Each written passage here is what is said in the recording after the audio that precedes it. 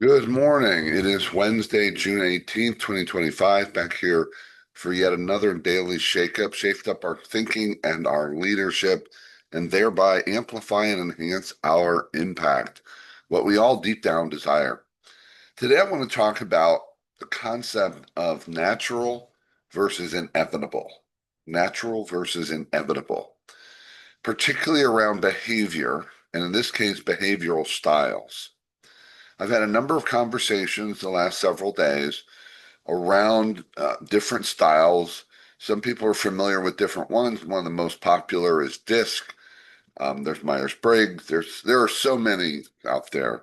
StrengthsFinder. But one element of most of those profiles, of those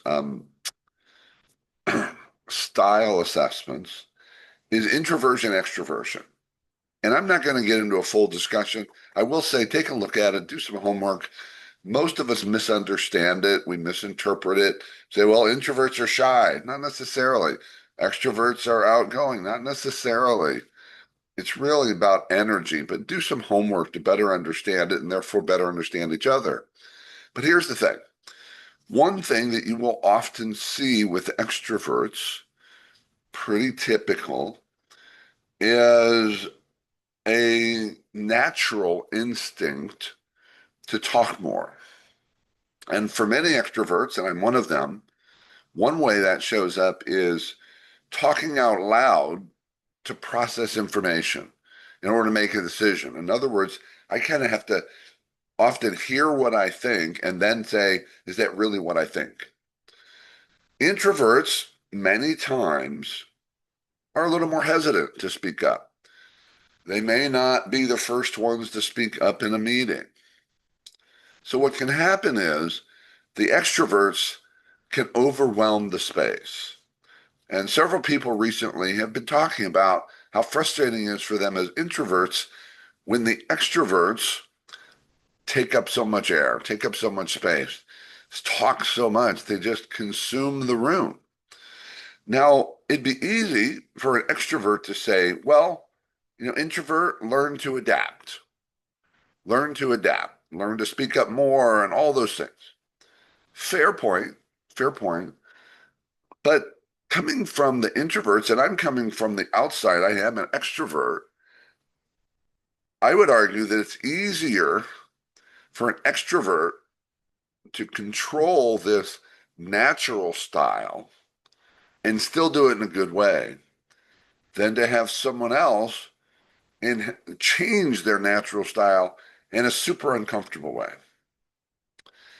And I guess what I'm offering is that the difference between something that's natural, that may be my natural style, my natural go-to behavior, and it being inevitable that will happen all the time in all circumstances, comes down to in between natural and inevitable is leadership. Not necessarily and often not at all positional leadership, although that can play a part, but leadership in the sense of making a conscious choice. I know that I often make a conscious choice to speak less and to make sure that when I do speak up, I invite other voices, and there's a lot of context for that. There's other voices that might be introverts. There's other voices, people of difference or uh, different power levels. There's a reality of power in our world. Some people, I think, part of leadership is looking around a room and seeing who's not participating and inviting them in. But there's this conscious choice that I can make as an extrovert that says I may naturally want to talk a lot, overwhelm the room, but I'm going to consciously choose not to because that only serves me. It doesn't serve the room or the collective of the people in the room. Those are acts of leadership.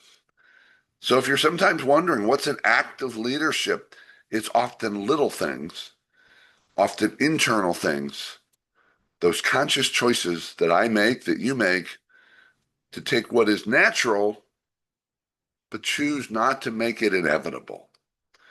Give your thought. Share your thoughts here, making a comment, share it, give us a like.